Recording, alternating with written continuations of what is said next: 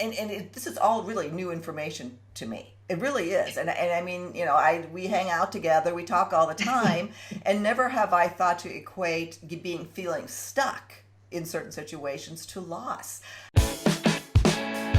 Did you push record?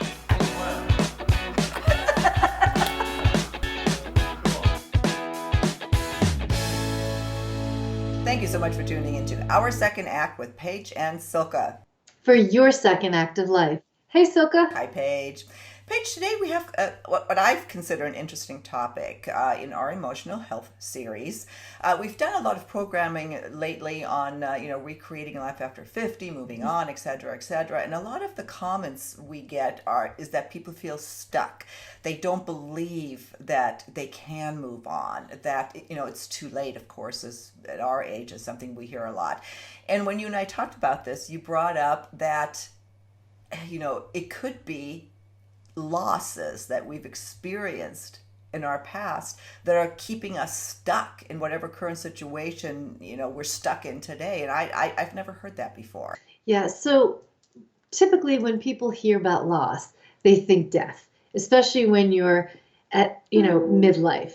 So what I'm here to talk about is, yes, loss is death. However, there are so many other losses that we experience through life. And by the time you hit midlife, we've got a junkyard of losses. So when you think about all the way back to as far back as you can think as a child, think about all the things that you feel you lost. What were losses for you?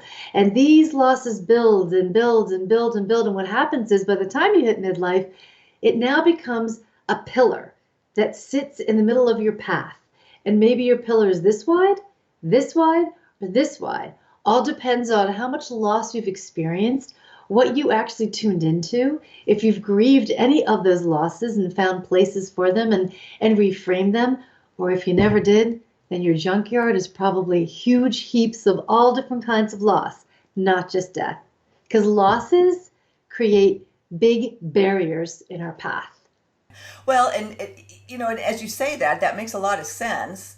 But this is all really new information to me. It really is. And I mean, we hang out together, we talk all the time, and never have I thought to equate feeling stuck in certain situations to loss.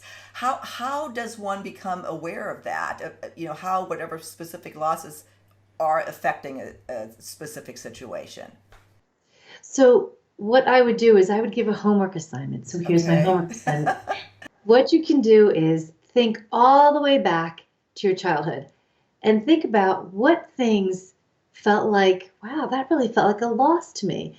And what you do is you just write down bullet points. And sometimes the bullet points you want to write a little bit more depending on what comes to you. You start a timeline. What is my timeline of loss from as far back as I can remember until current day? So something like if you had to move, or you lost a childhood friend or a pet, or somebody was mean to you, is that the kind of stuff you're talking about? Yeah, all different kinds of things. And one of my losses was I was a chronic stutterer. I couldn't even finish a sentence when I was a little girl. And so I was constantly made fun of. And back then the teachers would go around and you get called upon, and I was always sweating profusely with anxiety of, oh my God, am I going to be able to speak without stuttering? So for me, it was a loss of my self-esteem because I didn't think, wow, I was smart enough or I could do this, because I was too worried about what the other children thought. So just a thought. So when you have your list, Silka, and you have your timeline, you'll be able to start to see, wow, that's a theme, that's a theme, that's a connection. And you'll start to see how these themes run through your losses and how that equates to what's going on in your life right now. If you feel stuck in a relationship, stuck you don't have a relationship, stuck because you can't move forward in a career, you don't know where to move, you don't know what to do, whatever it is, stuck. Take a look at the losses you've accumulated in your junkyard through the years to see the size of the pillar that's in your path.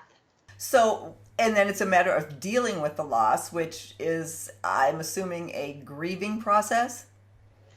Part of it is a grieving process. So, and what I say to people is sometimes people are very quick to think, oh, it's the big losses. And I'm like, okay, yeah, it might be the big losses, but so many times more than not, it's the things they look back on and go, wow, that was such a small situation. But that theme and the impact in that small situation was, excuse me, gigantic. And that felt like such a loss. So, yeah, you do have to grieve what maybe you didn't get, or what you feel like, wow, I lost that. I didn't get a chance to do that, whatever. So, you first have to create that timeline and see what have you carried forward to midlife that's still blocking you. And then you'll get another piece of homework from me is what do you do next after you have the timeline, and what do you do with it? Well, yeah, exactly. And it's funny when we're talking, and one thing that came up to me Mhm. on a couple of these shows that we've done, including now this one, is that I've learned I equate expressing emotions with weakness. That was a huge, huge awakening to me because here we are talking, it's oh no, feel your emotions, deal with your emotions, telling people to do that, and then I'm writing copy, and it's like, and I put ask yourself if you think, showing emotion is weakness, and I'm writing this, and it was, and I think that came from a sense of loss of never being able to show my emotions when I was Yes, so. that's huge. And when you think about our population, our generation, Silka, how many times did we hear from our parents, stop crying? If crying was going to help something, don't you think everybody would be doing it? So, many of us heard that and it was like, okay, let me swallow it, let me stuff it, let me not go there. And that was a loss. So that's a kind of, again, I don't want to make this about myself, but you know I just feel like if I'm going through is, there's tons of other people that Yeah, may be experiencing the same thing, never having thought of it that way. That yeah, that is a loss of being able to express yourself. So it's that yes. kind of stuff is what we're talking about. That all of a sudden becomes a theme and an aha moment in our life after 50. Right. And I think you've heard me say this before, but when you come to be midlife, anything that you haven't dealt with really builds up. Yeah.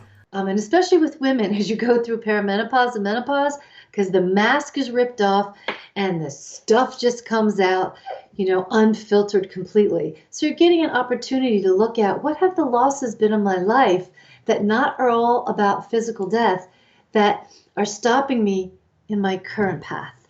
Well, we're going to be doing a lot more programming on this. And, Yes. you've given us a homework assignment for this segment, which is identify the losses and identify that timeline. And Yes. then you said you have some homework for what to do with it afterwards. Can you give us a quick taste of that?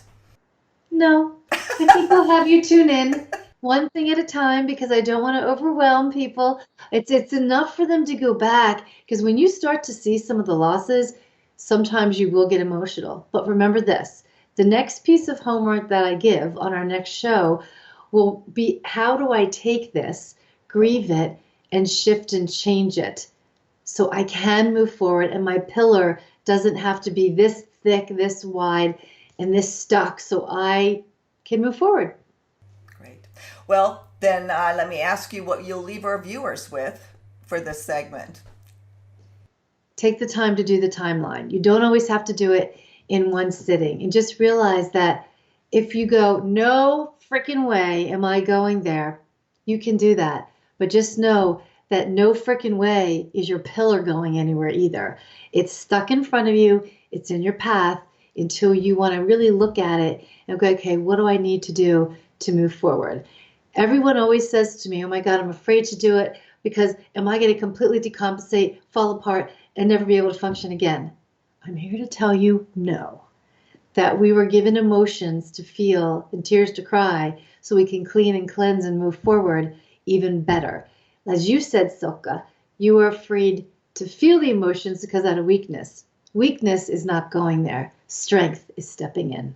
And on that note, let's close out the segment. I look forward to our next segment when we talk about what to do with the discoveries you've just made about yourself and the losses in your life. So we'll see you on the next segment of Our Second Act with Paige and Silka. For your second act of life. Bye bye.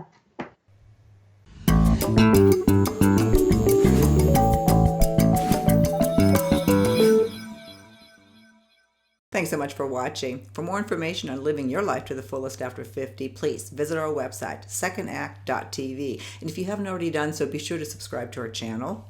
Buttons are right over here. See you next time. Bye-bye.